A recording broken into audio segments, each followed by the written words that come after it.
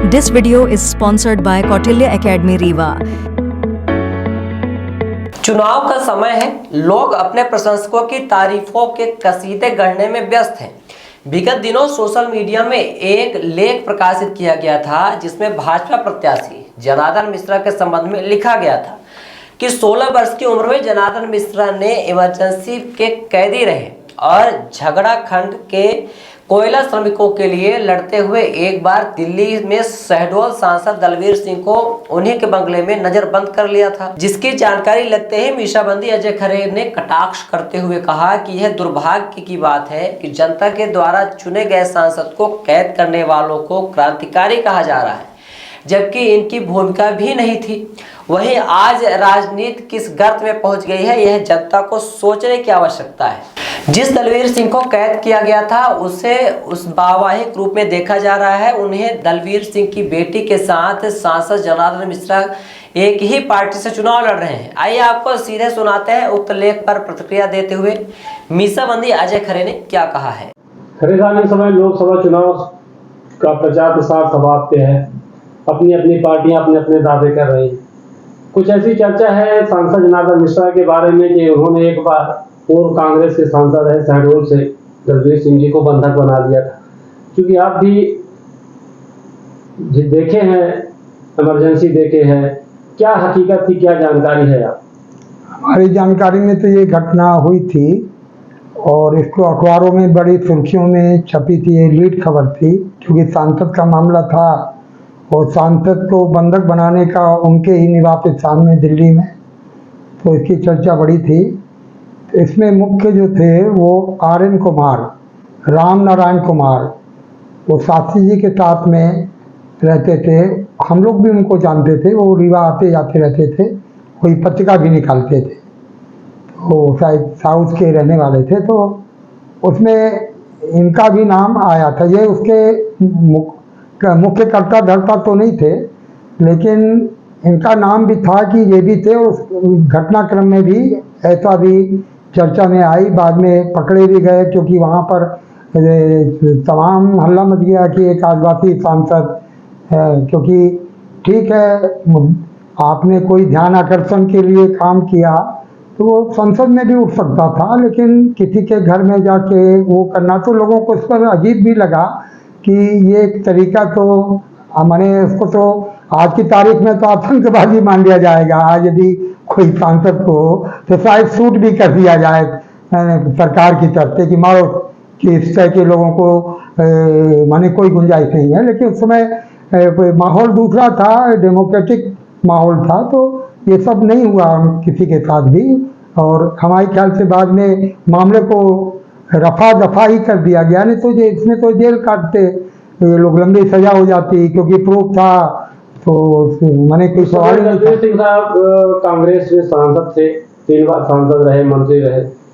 जनार्दन जी BJP में हैं, दलवीर जी नहीं है, आज उनकी बेटी भी बीजेपी में। हाँ, ये एक ही पार्टी से दोनों विरोधी, बंधक बनाने वाले आज बेटी और एक पार्टी से लड़ रहे हैं। क्या मानते हैं इसमें राजनीति? नहीं, राजनीति तो अजीबोगरीब हो गई है कि मैंने विचारधारा कैसे मिलने लगी? नहीं, लेकिन लोग स्वीकार कैसे कर लेते हैं। आश्चर्य होता है कि एक ही जगह फरियादी भी है और प्यारा भी है।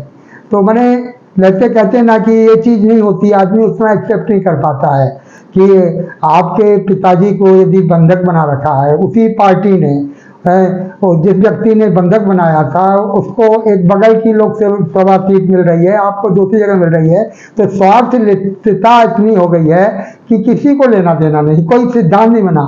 दलवीर सिंह जी का तो पूरा कैरियर कांग्रेस से शुरू हुआ था और वो कई 3 बार सांसद से, निश्चित रूप से वो बहुत प्रतिभावान थे। मैं शहडोल में 1-2 बार देखा कि वो उभरते हुए व्यक्ति थे और काफ़ी आगे जाते, उनकी आकस्मिक मृत्यु हो गई और बहुत सैद्धांतिक व्यक्ति थे।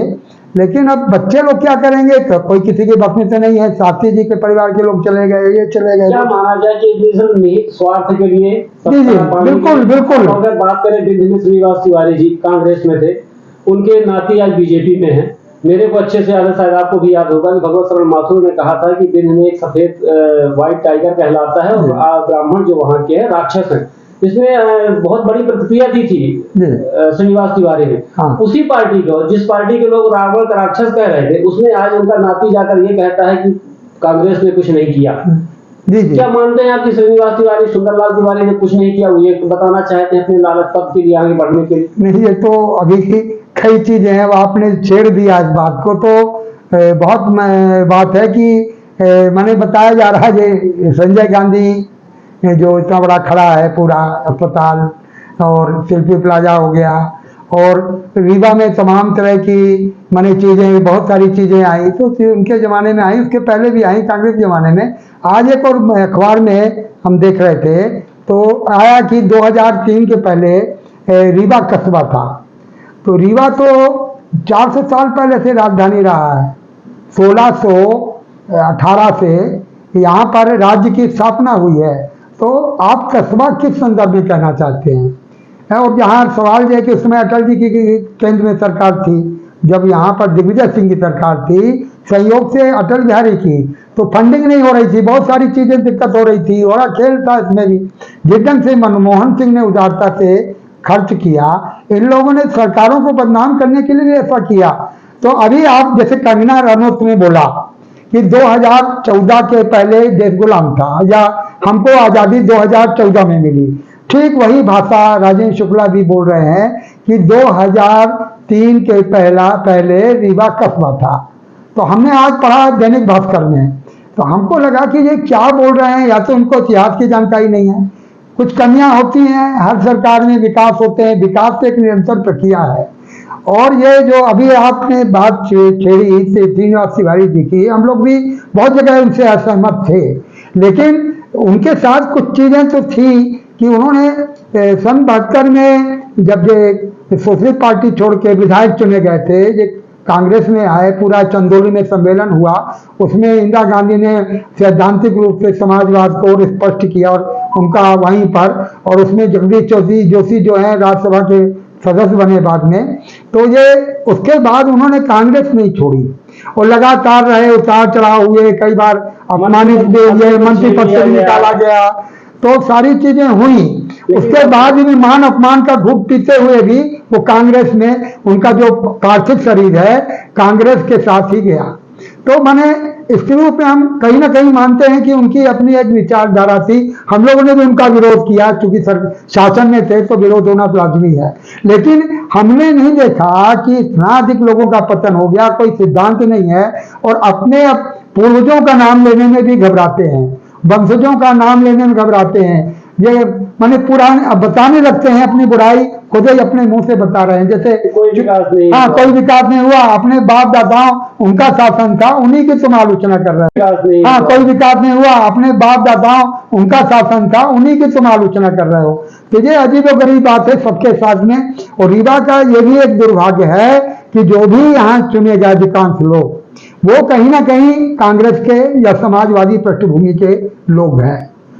ये अभी जो टिकट भी मिल रहा है किसी संघ वाले को, अब तो हाथ चड्डी पहन लिए अलग बात है, लेकिन उस जमाने में ये कोई संगी अंगी नहीं थे।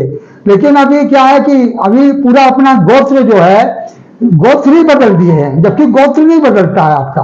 कहाँ जा रही है राजनीति? क्या राजनीति का तो बहुत ही संकट है।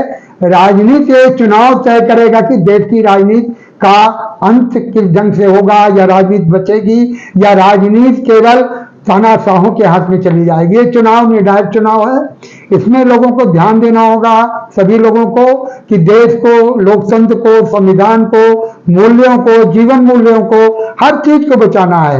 क्योंकि आदमी का चरित्र ही जब पतन हो जाएगा तो देश कैसे बचेगा। अभी आप तानाशाह के गुलाम होंगे, कल को विदेशी गुलामी आएगी, उसके गुलाम होंगे। इसलिए हमारा मान सम्मान सुरक्षित रहे। और जब हमारे नेताओं का इतना पतन हो रहा है, और जनता तो अनुकरण करती है, तो इस चीज में है कि जनता को भी देखना है कि उनका ऐसे लोगों का अनुकरण नहीं करे, अपना विवेक पूरा रखे, जब वोट करने जाए तो अपने विवेक के साथ मतदान करे। यही जो 100% मतदान की बात है, मैं भी उसका समर्थन करता हूं, और मैंने लोगों को वोट अधिक से अधिक करना चाहिए, लेकिन अंधभक्त बन के वोट मत करिए, अपना विवेक से मत। और ये बात चुनाव आयोग को भी कहना चाहिए कि अंधभक्ति नहीं होना चाहिए। किसी की भी प्रति अंधभक्ति नहीं हो, जाति पात धर्म सांप्रदायिकता ये सारी चीजें से मुक्त होकर निर्भय होकर मतदान करिए, अच्छे लोगों को चुनिए। और यदि कोई नहीं अच्छा दिखता है तो आपका नोटा है वहां आप बटन दबा दीजिए, कोई आपको समझ में नहीं आ रहा है, लेकिन राष्ट्रीय परिप्रेक्ष्य में आपको देखना होगा कि कोई ना कोई ठीक लग रहा है देश के हित में, तो फिर ऐसा करिए। लेकिन ये धर्म और इसके कारण से, क्योंकि ये राजनीति जो है ये अलग क्षेत्र है, ये मैं अपनी बात यहीं पर समाप्त करता हूँ। अर्थ बिल्डर्स एंड डेवलपर्स बनाते हैं आपके सपनों का घर। अर्थ बिल्डर्स एंड डेवलपर्स लाया है आपके लिए अर्थ हाईवे सिटी। मात्र 850 रुपए में प्रति वर्ग फीट में उपलब्ध है। प्राइम लोकेशन में हाईवे टच प्रॉपर्टी हमारे यहाँ उपलब्ध हैं। 900 वर्ग फीट से 2600 वर्ग फीट तक के प्लॉट साइज। रीवा शहर से 10 किलोमीटर, रीवा रेलवे स्टेशन से 8 किलोमीटर एवं रीवा एयरपोर्ट से मात्र 6 किलोमीटर की दूरी पर स्थित है अर्थ हाईवे सिटी। आकर्षक मेन गेट, कंपाउंड वॉल की सुविधा, पूरे प्रोजेक्ट में बिजली पानी नाली की सुविधा, रजिस्ट्री खर्च एवं नामांतरण फ्री।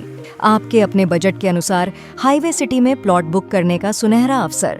अधिक जानकारी के लिए संपर्क करें 9966931627, 8962758722, 9425377857। हमारा एड्रेस है earth builders and developers, flat number 311, A block, Samdariya building, new bus stand, Rewa.